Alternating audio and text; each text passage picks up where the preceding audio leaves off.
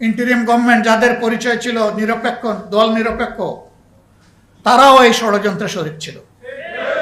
নিজেরাই তারা স্বীকার করেছে ষড়যন্ত্র করে 11 দলকে হারানো হয়েছে।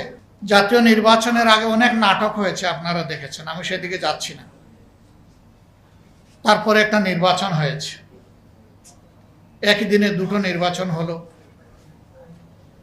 একই ধরনের অর্ডারের মাধ্যমেই হলো।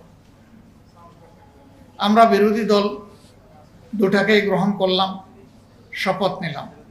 সরকারি দল একটা শপথ নিল, আর একটা নিল না। দেরিতে এসে তারা ব্যাখ্যা দিলেন যে এই নির্বাচনী বৈতরণী পার হওয়ার জন্য তারা তখন সবকিছু মেনে নিয়েছিলেন, এটা আসলে তারা মনের দিক থেকে মেনে নেননি। রাজনৈতিক দল কিংবা প্রতিষ্ঠানের পক্ষ থেকে জাতির সাথে যদি এই ধরনের তামসা এবং প্রতারণা করা হয়, তাহলে ভবিষ্যতে মানুষ রাজনীতিবিদদেরকে আর সম্মান করবে না, যে এদের কথার 2 পয়সার কোনো মূল্য নেই।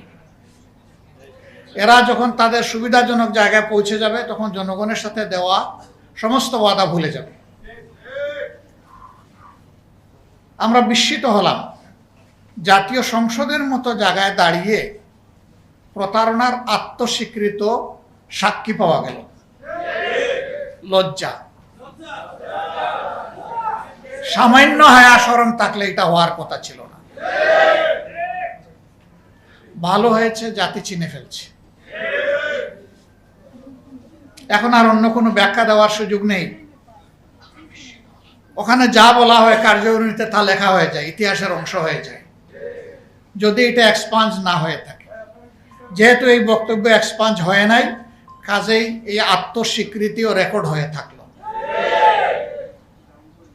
তারা এই সংসদে দাঁড়িয়ে বলেছিলেন জুলাই চার্টার একটা অন্তহীন প্রতারণার দলিল, আর এই সংসদেই দাঁড়িয়ে তারা আবার প্রমাণ করলেন তারাই জাতির সাথে অন্তহীন প্রতারণা করেছেন।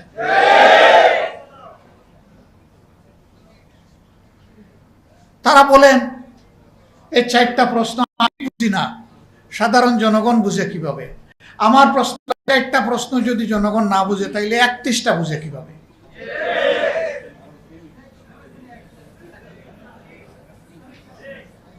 চারটা তো ছোট 31টার চাইতে, তাইলে 31টা বুঝে নাই জনগণ। সুতরাং জনগণকে আপনারা মূর্খ বলছেন, মূর্খ। আমরা এখানেও নিন্দা জানাই। জনগণের বিবেচনাবোধের উপরে যারা প্রশ্ন তুলে, বুঝতে হবে তারা গণতন্ত্রে বিশ্বাস করে না। গণতন্ত্রে বিশ্বাস করলে জনগণের বিবেচনাবোধের উপর প্রশ্ন তোলার কারো কোনো অধিকার নেই। এই কাজটা তারা অবলীলায় করেছে। দুঃখ লাগে, আগেই বলেছি, 17.5 বছর তারাও তো মুসলিম ছিলেন, তাদেরও তো বহু লোক নিহত হয়েছে, গুম হয়েছে, পঙ্গু হয়েছে, জেলে গিয়েছে। হ্যাঁ, এইটা ঠিক যে সবাই জেলে যায়নি। যারা জেলে যায়নি, গুলি খায়নি, পঙ্গু হয়নি, যাদের আপনজন কেউ শহীদ হয়নি, তারা শহীদ পরিবারের হাক আর বুঝতে পারবে না। আমরা দেখেছি 5 আগস্টের পর যখন প্রয়োজন ছিল শহীদ পরিবারের কাছে যাওয়ার, যারা এই প্রয়োজনটা উপলব্ধি করেছে তারা শহীদ পরিবারের কাছে গিয়েছে। আর কেউ কেউ তখন থেকেই নির্বাচনের দাবি তুলেছে। শহীদদের তাজা রক্ত তখনও ভাসছে, মায়ের চোখে তখনও পানি নয়, রক্ত ঝরছে। সেই সময় তাদেরকে সান্ত্বনা দেওয়া, তাদের পাশে দাঁড়ানো, এই কাজটা না করে কিভাবে কিছু রাজনৈতিক দল তারা তখন থেকে নির্বাচনের জিকির তুলতে পারল? কাজেই তাদের কাছে তাদের আপন সঙ্গীদেরও রক্তের কোনো মূল্য নেই। যদি সে মূল্য থাকতো, তাহলে আগে দেশবাসীর পাশে দাঁড়াতো। নির্বাচন কার জন্যে? সরকার কার জন্যে? জনগণের জন্যে। সেই জনগণ ট্রমাটাইজড, আহত, দারুণ কষ্টে আছে। তাদের কষ্টে পাশে না দাঁড়িয়ে তখন সেই কাজ করা হয়েছে, আর আমাদেরকে ব্লেম দেওয়া হয়েছে আমরা নির্বাচন চাই না। নির্বাচন না চাইলে পরে নির্বাচনে অংশগ্রহণ করলাম কিভাবে? সম্মানিত বন্ধুগণ, আমরা নির্বাচন চেয়েছি, তবে আমরা নির্বাচনের নামে ষড়যন্ত্র চাই নাই। ষড়যন্ত্র করা হয়েছে, আমরা নিন্দা জানাই। ইন্টারিম গভর্নমেন্ট যাদের পরিচয় ছিল নিরপেক্ষ, দল নিরপেক্ষ, তারাও এই ষড়যন্ত্রে শরীক ছিল, নিজেরাই তারা স্বীকার করেছে।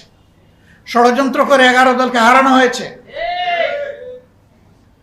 তারপরে এই রায় কেন মেনে নিলাম? এখানে একজন আপা রিকনসিলিয়েশনের কথা বলে গিয়েছেন, ধৈর্যের কথা বলে গিয়েছেন, জাতিকে গৃহযুদ্ধ থেকে বাঁচানোর কথা বলে গেছে। 17.5 বছর পরে এই নির্বাচন নিয়ে ষড়যন্ত্রের ফসল হিসাবে যদি আমরা সেদিন রিভোল্ট করতাম, এই নির্বাচনের ফলাফল প্রত্যাখ্যান করতাম, তাহলে দেশে বিশৃঙ্খলার সৃষ্টি হলে এর শেষ কোথায় গিয়ে দাঁড়াতো কেউ জানে না। 11 দল দায়িত্বশীলতার পরিচয় দিয়েছে, কিন্তু সাথে সাথে 11 দল এটাও বলেছে নির্বাচনে এই ষড়যন্ত্রের ফল মেনে নিলেও আমরা গণভোটের রায়কে অগ্রাহ্য করতে দেব না।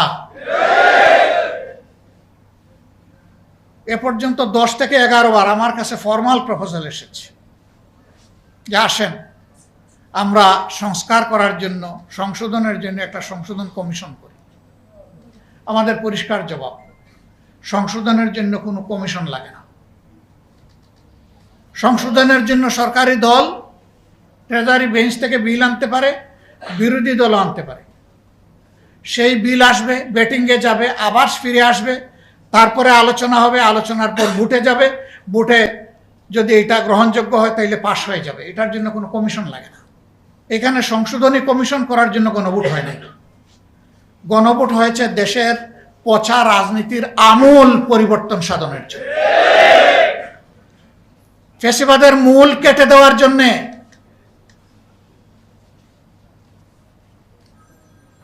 আমরা সেই সংস্কার চাই। বিএনপি ওয়াদা থেকে সরে গিয়েছে। আপনারা কি চান আমরাও জাতির সাথে বেঈমানি করি? আমরা বেঈমানি করতে পারবো না।